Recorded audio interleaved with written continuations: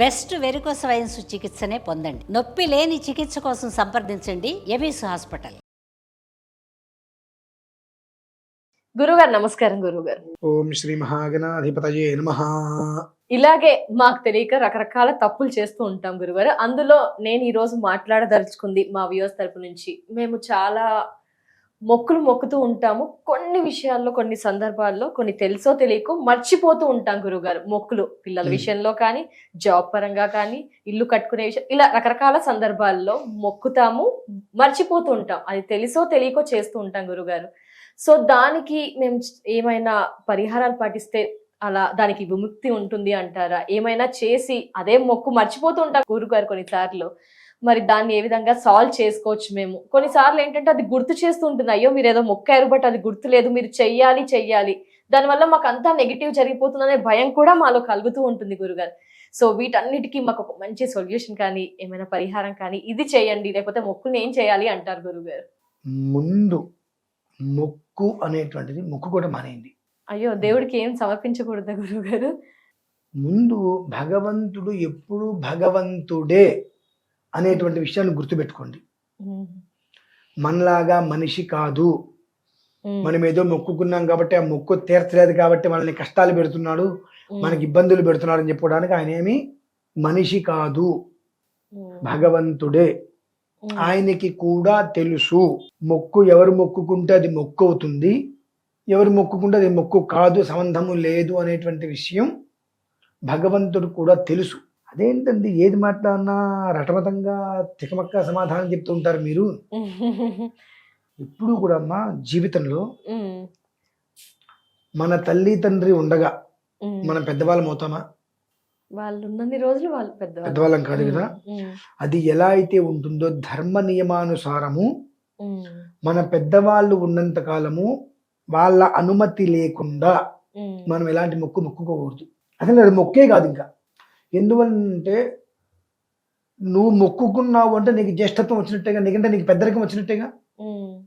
మన వాళ్ళు ఏం చెప్తారంటే తల్లి తండ్రి ఎవరైనా చనిపోతే 12వ రోజు నాడు ఆదరణ వాక్యాలు చెప్తున్నప్పుడు, నాయన ఇవాళ వరకు నీకు తల్లి తండ్రి ఇద్దరు ఉన్నారు కాబట్టి నువ్వు పిల్లవాడివే, వాళ్ళిద్దరిలో ఎవరో ఒకరు గతించారు, నీకు పెద్దరికం వచ్చింది నాయన, ఈ రోజు నుంచి నీ నిర్ణయాలు నువ్వు సొంతగా తీసుకోవడానికి అర్హత నీకు కలిగింది అని చెప్తారు.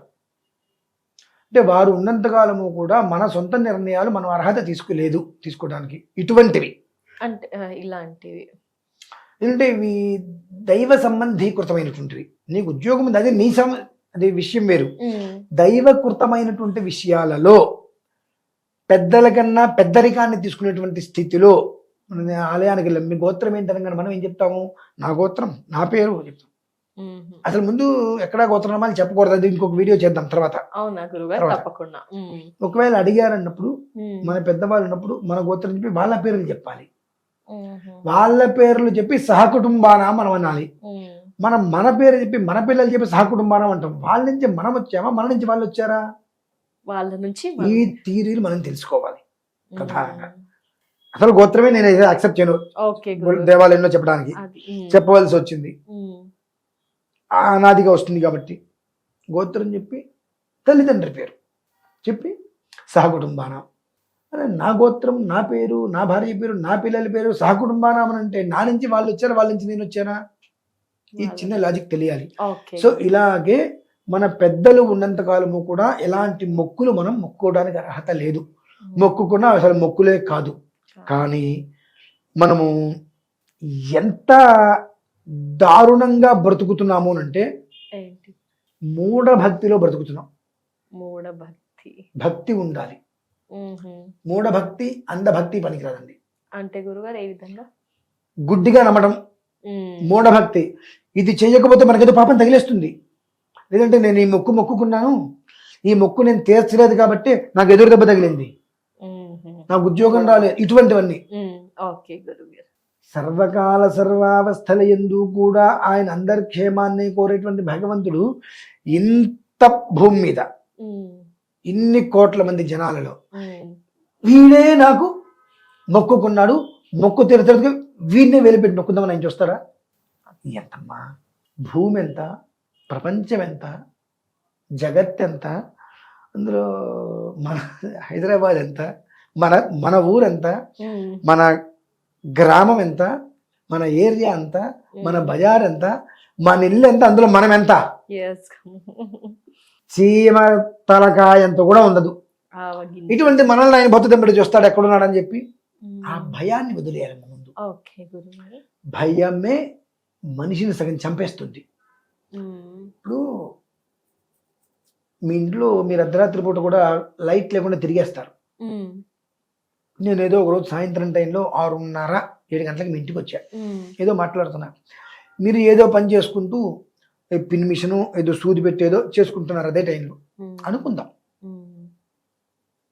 అమ్మ తేలుందమ్మా అక్కడ అన్న, మీ ఇంటికి అతను వచ్చే అవకాశం లేదని మీకు తెలుసు, చస్తే ఏవి రావు అని.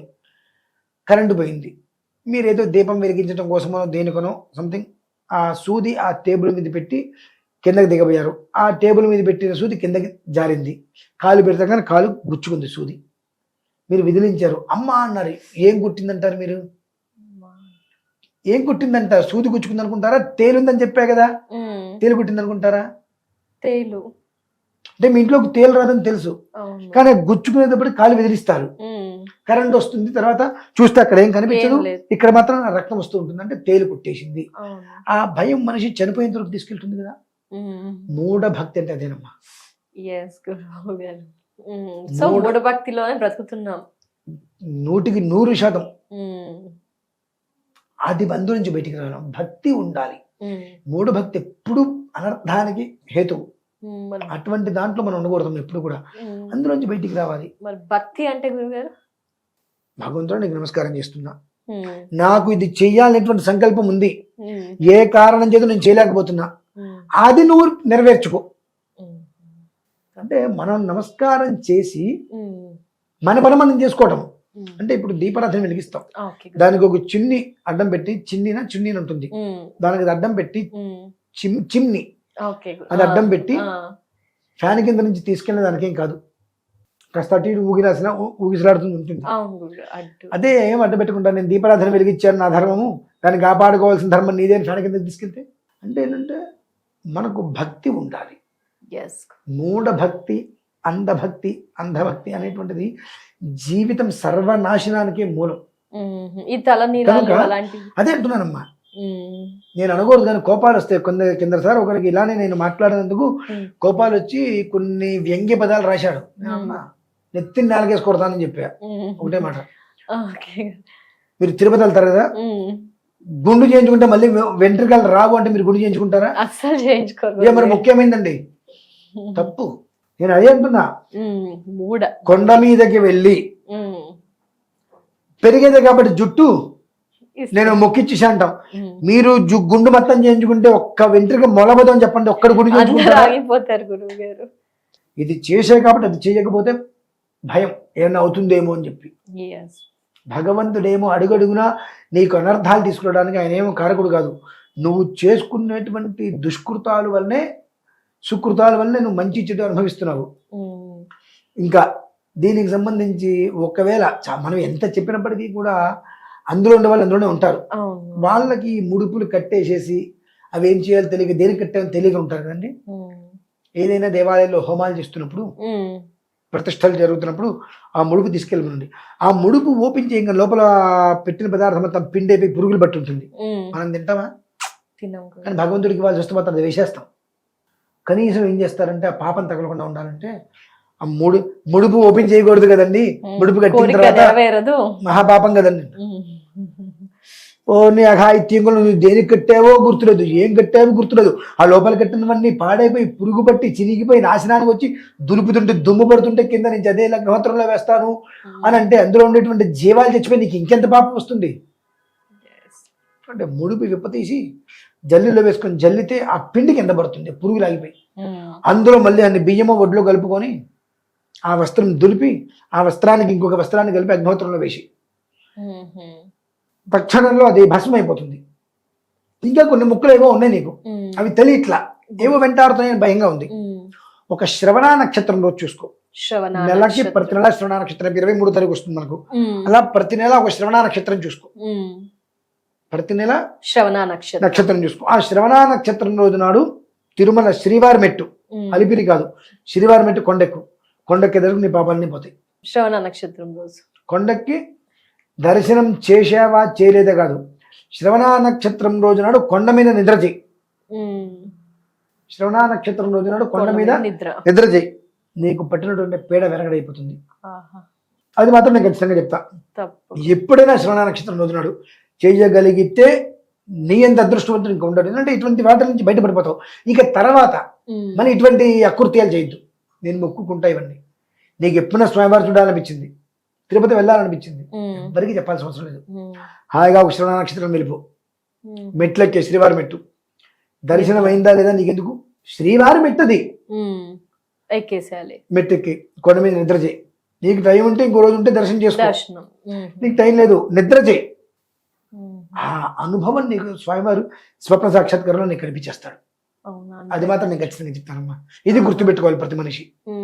శ్రవణ నక్షత్రానికి అంతటి పవర్ ఉంది గురుగారు. ఆ మెట్ల మీద నక్షత్రం అయింది వెంకటేశ్వర స్వామి నక్షత్రం శ్రవణ.